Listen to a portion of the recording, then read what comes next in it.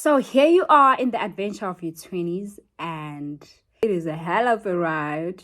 Some days are good, and most days are too much. Your finances are all over the place, your relationships are all over the place.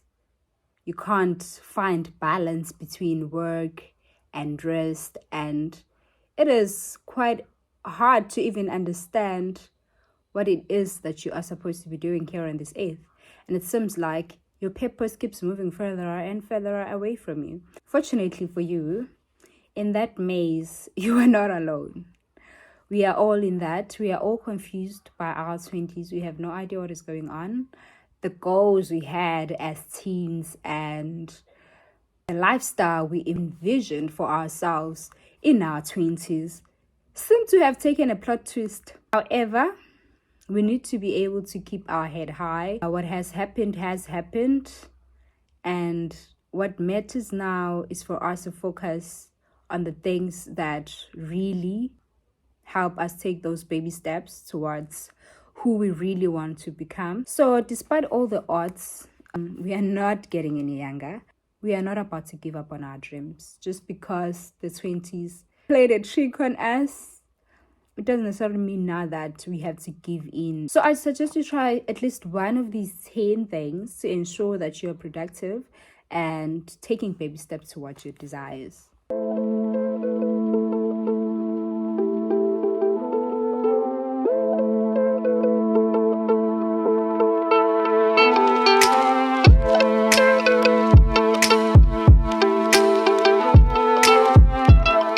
Stay in touch with your creative self. This is about you going back to the younger version of you and just monitoring what it is that they love to do, what it is that they enjoyed, or the skill that they once had that you rather enjoyed, but you didn't do more of, something that maybe you'd prefer to do more of, or like go back to experimenting with. For instance, drawing, painting, dancing, singing.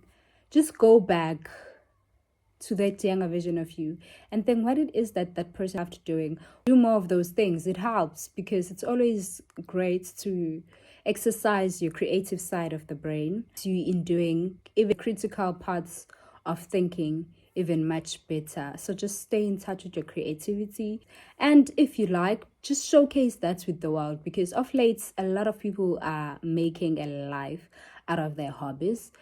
So you don't want to miss out on that, because you do not know what you going back to what you enjoyed doing as a child may unleash for you. Number 2, practice the arts of loving yourself.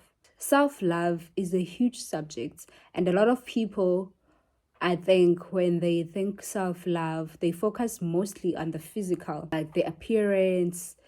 You'd hear a lot of females talking about looking feminine and what's not. But self-love is beyond just your physique. It's also mostly about more internal than it is physical. Because if you are good internally, it will showcase also physically.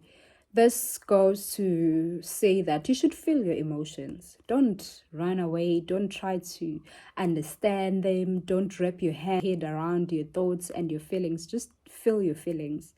It goes with just be kind with yourself. Maybe what do you say to yourself when you don't get what you want? Do you speak positively to yourself, or do you speak negatively? Do you speak to yourself as the person you love?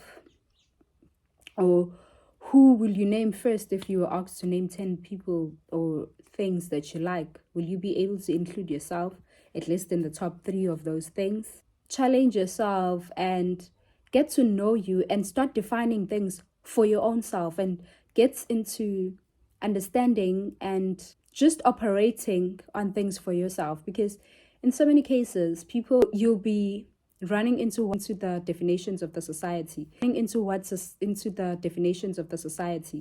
and you just experience, or rather figure out that you're not fulfilled. And the reason you wouldn't be is because somebody's definition of success is not yours. Number 1, somebody's definition of love is not yours. And it helps to make these things as simple as possible. And I learned that while reading this book here. Awaken the Giant Within by Anthony Robbins. So this was a great book. It has exercises that helps you to speak better to yourself. At times even lessen the intensity behind the words you say, and just keeps you in check of your vocabulary, because your vocabulary makes your thoughts, and your thoughts makes who you are. So you need to be aware of the words that you speak to yourself. It has questions like, what does it take for you to feel loved by your family, your friends, your spouse? And it encourages you, don't need to make it so hard for you to feel love. You have to make it as simple as possible. For instance, after reading the book, I feel loved and favored by waking up in the morning. That in its own makes me feel loved. By smiling at myself back in the mirror, I feel loved already. And you don't want to associate this. Yes, it also includes what does it take for you to feel loved by your partner and all. And there are so many things that we expect out of people, our partners and our friends, that we are not giving ourselves. Number one, people will treat you how you treat yourself. And if you are not showcasing, or rather being that or communicating your feelings, the other party will not know, and you end up not being fulfilled because you do not communicate your feelings and your desires. However, also, it's not fair for you to expect people to treat you like royalty when you yourself do not treat yourself like royalty. The book is Awaken the Giant Within by Anthony Robbins. It comes highly recommended, guys. And if you are an individual who does not like to read, because I know it's not everybody's favorite thing to do, perhaps you can check out the exercises to do on this book and just go on to do those exercises. As I was saying, that it helps you, it's just gets you in motion with understanding yourself, with understanding emotions of yourself and those around us. The third point is practice a form of spirituality, or just perform, or rather find yourself a spiritual ritual. For me personally, this has just been seeking God and trying to understand him better, but mostly for myself, because it's not like I haven't known who God was. I knew who God was, but I think I just only viewed him from the lenses of my pastor, the lenses of my family. And of course, I'd see his works in my life. However, I didn't have a good relationship with him, because at times I felt like maybe I'm not worthy of his love, and that maybe I've sinned enough, or that like he wants nothing to do with me. But I always looked at my relationship with God like a very complex relationship. However, now just getting to know him for myself, I'm just realizing that even then, he's been loving me for who I am. You know, God has this thing of meeting you where you are. And it doesn't help to say just because you do not feel like, because there was a time in my life where I really did not feel like going to church, because I did not understand. But in that point, I was not assertive in a sense of just standing against my family and saying, I don't want to church because of 1, 2, and 3. However, as I grew older, if I didn't feel like, I'd say that communicated. However, again, even then, as much as you do, you always try to push yourself just for the people around you. But then now it's like I'm encountering him for myself, I'm understanding him for myself, and I'm just at a space of knowing that God understands my language. He's like my G bro, he's like my bro, you know. We talk about quite a lot of things now, and it just has been lovely. So be it's prayer, meditation, shadow work, do that, engage yourself into that, and just surrender your life to a higher power. I think that really helps. So invest your time in studying people and exploring new cultures. I think this is quite important, because with each and everything that you desire, I feel like our innate desire as humans is to serve. You have to understand who you want to serve, and it always revolves around people. You have to understand who, number one, you want to serve, and then secondly, how you want to serve them. Then it can be in case of you want to give them convenience, perhaps in shopping, or in quality of what it is that they purchase, or in health, or in fitness. You know, you are just serving people in different areas, in beauty, in communication, in empowerment. So whatever it is that you do, you work with people most of the time, and it would really be beneficial and highly advantageous to understand people to a certain degree, because then you could be able to see through their masks. And again, if I can just suggest a book that will help you understand people better, it's Laws of Human Nature. That book studies people, basically. It helps you to see through people's masks, because people wear masks. We wear masks to protect ourselves from other people, to keep our shame or our fears or most parts of ourselves to ourselves. So people walk around wearing masks of confidence, of smartness, of trust, of kindness. Some people wear kindness just to have access to you or to what you have, hence scammers. A lot of people are scammers out here, but they're not scamming people in the way that we are familiar with scamming. However, they scam you, you end up falling in love with somebody else after meeting a certain person. So you need to see beyond those masks. You need to be able to understand people in that sense.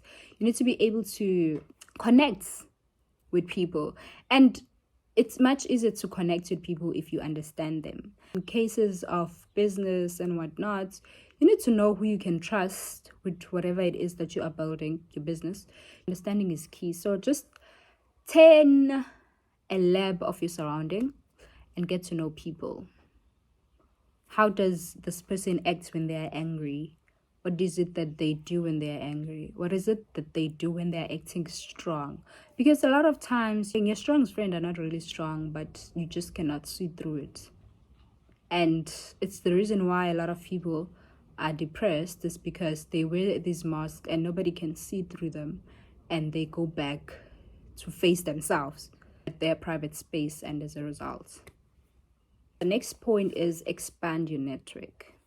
So this is really important, because in whatever it is that you do or you want to do moving forward, connections really help. And also it helps to be exposed to new perspectives and engage with others, like go on events and come back with a friend. I recall there was this business event that I went to at Ray's Corp. It didn't necessarily mean that at that time I had a business, I didn't. But it was free, number one, to attend. And there was free information. Where there's free information, free entrance, I'm there. And I met some incredible people. I met an amazing woman that I'm still in touch with. It feels like I've known her for quite a while now. Because she's really enthusiastic, she's very authentic, she's very supportive. You need people that clap for you when you are doing great, because I don't know whether it's the familiarity or there's something about the people that we've been so exposed to that they seem to be so busy to congratulate. Nonetheless, that's just a story for another day. But engage and expand your network. And when it comes to expanding your network, you don't really have to know to like network up, but rather network across. Who are the people that you went to university with that had different skills, for instance, are in different cities? Ask them about how life is there and all of that. And all these people that you meet at varsity, they're from different backgrounds. Have you been to their homes? Have you had the food that they have? All those experiences are growing and expanding experiences. So do that. And also, by expanding your network and just getting to the habits of choosing quality people for yourself, and getting in the habits of finding great people for yourself, it helps to ensure that your circle is, number one, it inspires, it supports you, and it elevates you, and that you reciprocate that. Reciprocation is key. If you want it for yourself, trust me, the other person wants it too. So it's not fair on the other party that they serve you, they give you their time, they invest their time in you, and you do not return that. Because it doesn't necessarily mean that when somebody pauses whatever it is that they're doing to check up on you, that they do not have other things to focus on, that they are not troubled by their own lives themselves. But when they extend that kindness to you by dedicating and giving you their time while they're going through the most themselves, they also need for you to be as compassionate as well. The next point is invest in financial literacy. We live in a world that operates on money. So you really need to understand the language of money. You need to understand how money speaks, how money moves, how money expands, how money multiplies. So the only way you're going to understand that is just follow the channels, the YouTube channels that are discussing the subjects of financial literacy. And mostly just look for content that will elevate you where you are. For instance, if you are working, you should be able to budget. It's like budgeting is the key, or rather the foundation of your financial wealth. Look at where you are. Are you good at budgeting? If not, what is budgeting? Figure out what is budgeting. How can you budget for yourself? And what's the best way to do that? And from the book that I also read, I Will Teach You to Be Rich, on the subject of budgeting, Ramit speaks about that a lot of times people think that if you're budgeting, you have to be really strict with yourself and not give yourself room. When you're budgeting, number one, you should have pocket money. Most of your money should go where you want it to go, number one. Most of your money should go to work for you. And that is to say, if you're a person who loves going out, by all means, do that. It's your money, you worked for it, now enjoy your money by going out. But if you're a person who enjoys going out, then do you really need to spend so much money on grocery? Because that means if you're going out, you're eating out most. So, it doesn't help. You're a person who doesn't like to cook. Why are you buying grocery?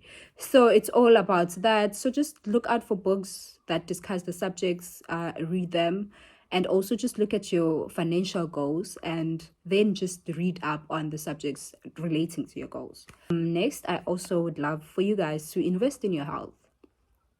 Work out. And working out is not a strenuous thing. There's room for everyone in working out. If it means you just want to do stretches, I'm sure there's a video on YouTube about doing stretches. If it means you just want to walk more steps, do that.